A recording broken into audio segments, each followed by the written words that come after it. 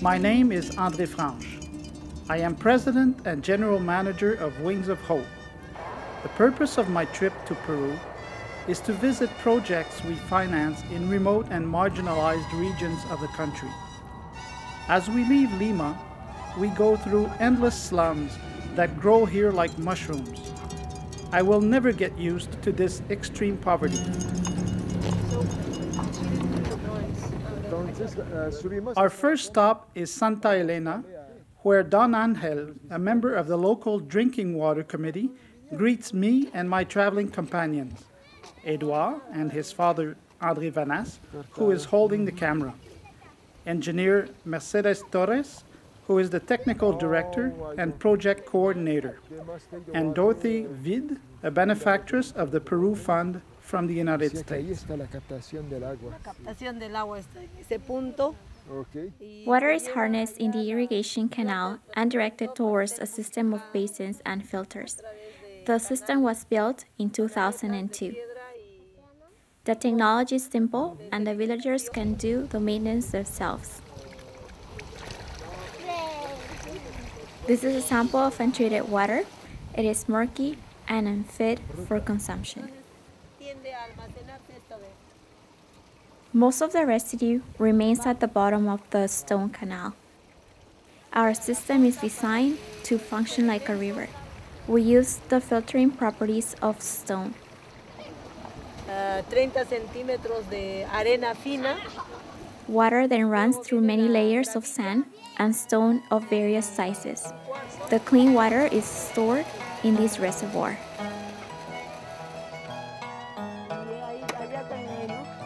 Everything is done using gravity. No electrical equipment is required to bring water down to the village homes.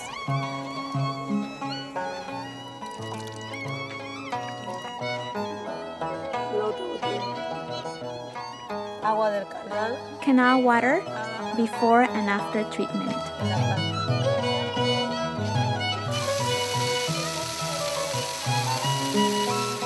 Installing a drinking water system can really change people's lives.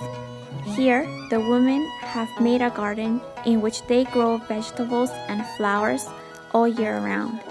This wasn't possible before. We are in the central Andes, where it rains 2 or 3 months out of the year. The villagers' diet is now more varied and plentiful, and the flower business stimulates the local economy. In the mountains, water is generally obtained from a spring and doesn't need to be filtered. A water tap like this one is installed on each family's property. Occasionally, when villagers are aware of our visit, they even go so far as to block the road in order to tell us about the problems caused by the lack of drinking water in their village. Since 70% of Peruvian villages live in these conditions, the Board of Directors of Wings of Hope has decided to make drinking water its main area of intervention.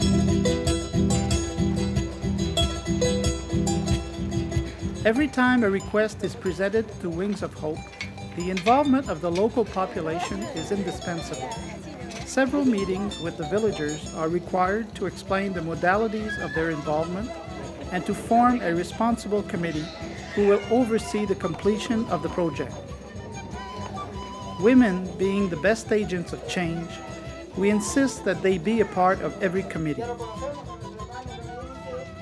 Our intervention is limited to supporting the initiatives and the efforts of the local population. Sustainable development is done by the people, for the people. This is very important for the success of the project. The technical quality of the installations is an important factor for the reliability of the drinking water systems. The work to be carried out is planned according to the highest standards. The land is surveyed and technical drawings are completed. Wings of Hope finances the technical direction of the projects and the purchasing of materials. These impoverished people don't have money to invest, but they do have the capacity to unite and supply free and generous manpower.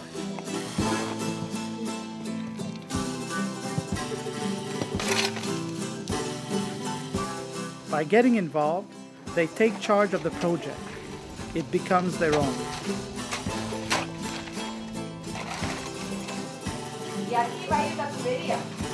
Throughout the project, meetings are held to ensure adequate technical support. The population also receives proper training in order to learn how to use drinking water appropriately and how to manage and maintain the new system. Until recently, Watatas and the 3 neighboring villages were dying farming communities. After the population got involved in the drinking water project, mentalities have changed and new sentiments have captured the hearts of these very poor farmers. They are planning to rebuild their irrigation canal and build a school for their children. They are now more united. They have regained their human dignity. They feel stronger individually and collectively. In one day, we crossed the Andes, leaving from Lima on the coast and reaching the Amazon on the other side. Near the summit, at 5,000 meters, air is scarce. This is the first time I visit such a poor country. On the other side of the mountains, it's the jungle. It's a lot warmer and more humid.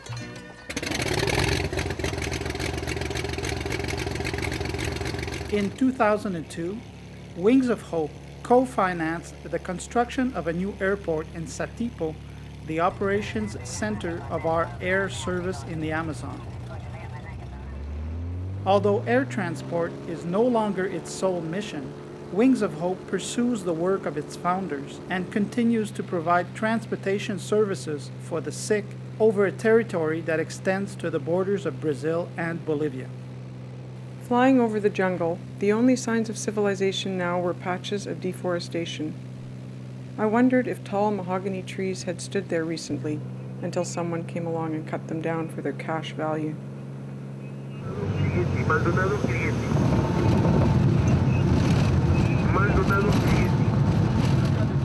I was happy when we touched down in Cheni and I had my feet on the ground again. No plane had landed here for 2 years, I was told. Stepping out of the plane, we encountered a civilization more exotic from my own than I had ever experienced. Then we met Father Thomas, a Franciscan missionary who took us for a tour of the town.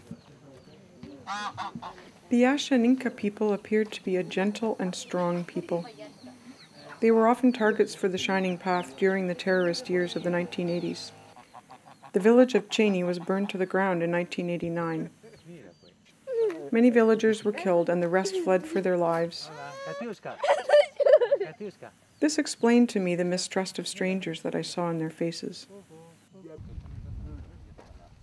In this village, a housing project is being completed. Families appreciate these modern homes. In Cheni, Wings of Hope is financing, over a 5-year term, a cattle raising project. The coordinator is Father Thomas. The pastures are located an hour's walk away from the village. A group of young families is at the heart of this project, which aims at improving their diet and increasing their income. A portion of the cattle will be brought to the Satipo market to be sold. The Ashaninka community comes to life again. These natives, who have been exploited for a long time, have discovered their capacity to develop their community. They are moving towards a greater autonomy. For a missionary, the greatest satisfaction is to hear the natives of Cheni talk about the future benefits of their project. These same people who for centuries were used to living on a day-by-day basis.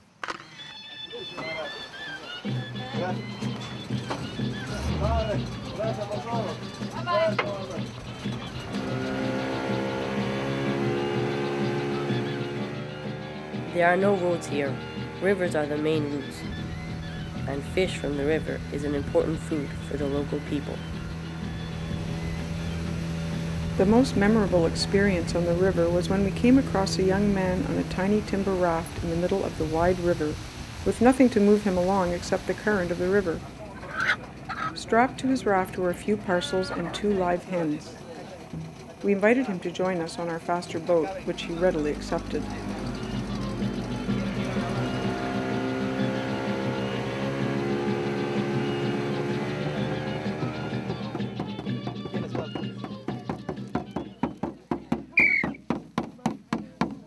Arriving at the village of Puerto Esperanza was an emotional experience for me. It seemed so amazing that the fruit of the labor we had done in our faraway homes in North America had mysteriously found its way here and materialized into its intended goal, this beautiful blue school. Through the partnership of the Peru Fund raising the money, Wings of Hope coordinating the project, and the people of Puerto Esperanza building the school, it had come together across thousands of miles. It really didn't happen by mystery, rather through hard work on everyone's part. Since the Peru Fund's donor base is largely made up of families that have adopted children from Peru, we are very fond of projects that permanently help improve the lives of Peruvian children.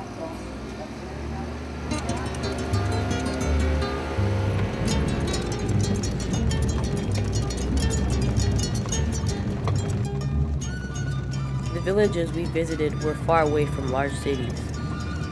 Roads were dusty. One time, the road was blocked by a mudslide.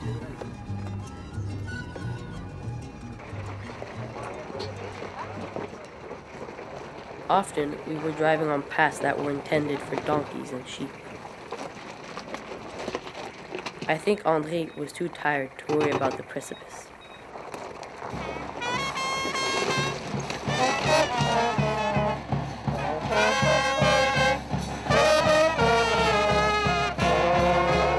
As a Peruvian, I can attest that the work of Wings of Hope is very much appreciated in every community where it's involved. I think that people demonstrate it clearly by their warm welcome.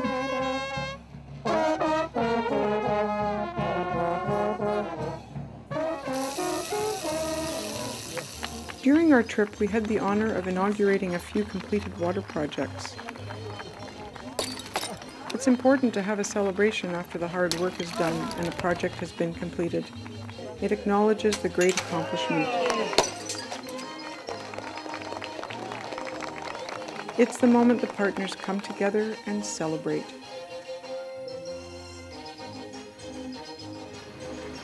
And to celebrate life that grows thanks to water. In each village where we support a drinking water project, each family commits to planting at least 1 tree on their property.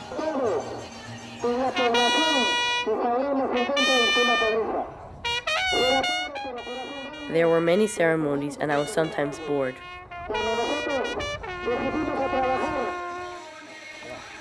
However, I really like tasting the food. We ate pachamanca, a meat and vegetable dish cooked on hot stones. And a lot of dishes like duck, pigeon, and goat. We even ate guinea pig. I'm sure you won't find that in Montreal.